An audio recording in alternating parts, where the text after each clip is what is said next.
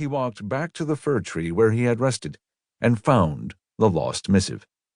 It had slipped out of his shirt when he shook himself. He was not particularly pleased.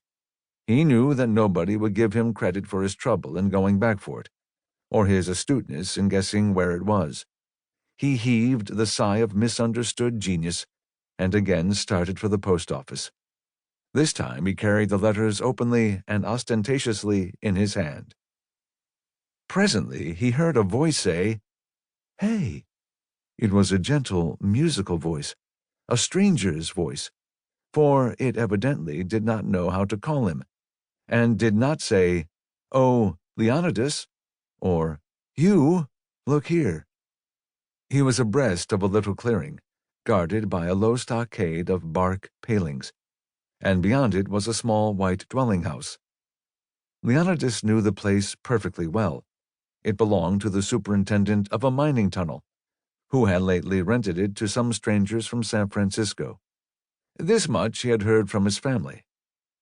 He had a mountain boy's contempt for city folks, and was not himself interested in them. Yet as he heard the call, he was conscious of a slightly guilty feeling. He might have been trespassing and following the rabbit's track. He might have been seen by someone when he lost the letter and had to go back for it. All grown-up people had a way of offering themselves as witnesses against him. He scowled a little as he glanced around him. Then his eye fell on the caller on the other side of the stockade. To his surprise, it was a woman, a pretty, gentle, fragile creature, all soft muslin and laces, with her fingers interlocked, and leaning both elbows on the top of the stockade as she stood under the checkered shadow of a buckeye. "Come here, please, won't you?" she said pleasantly.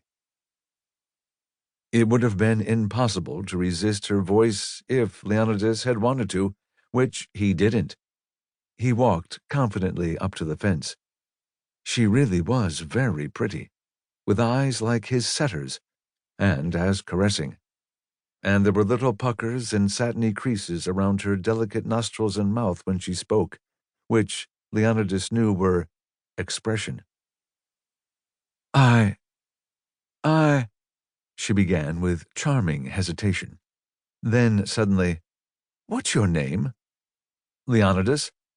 "Leonidas? That's a pretty name." He thought it did sound pretty.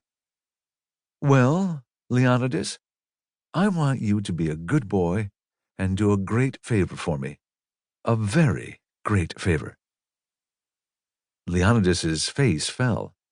This kind of prelude and formula was familiar to him. It was usually followed by, "Promise me that you will never swear again," or that you will go straight home and wash your face, or some other irrelevant personality. But nobody with that sort of eyes had ever said it. So he said, a little shyly but sincerely, "Yes, ma'am." "You are going to the post office?" This seemed a very foolish, womanish question, seeing that he was holding letters in his hand, but he said, "Yes." "I want you to put a letter of mine among yours and post them all together," she said, putting one little hand to her bosom and drawing out a letter. He noticed that she purposely held the addressed side so that he could not see it, but he also noticed that her hand was small, thin, and white, even to a faint tint of blue in it, unlike his sister's, the baby's, or any other hand he had ever seen. "Can you read?" she said suddenly, withdrawing the letter.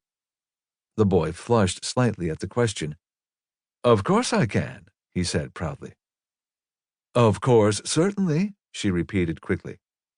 "But," she added with a mischievous smile, "you mustn't now. Promise me. Promise me that you won't read this address, but just post the letter like one of your own in the letter box with the others." Leonidas promised readily. It seemed to him a great fuss about nothing. Perhaps it was some kind of game or a bet. He opened his sunburned hand, holding his own letters, and she slipped hers, face downward, between them. Her soft fingers touched his in the operation.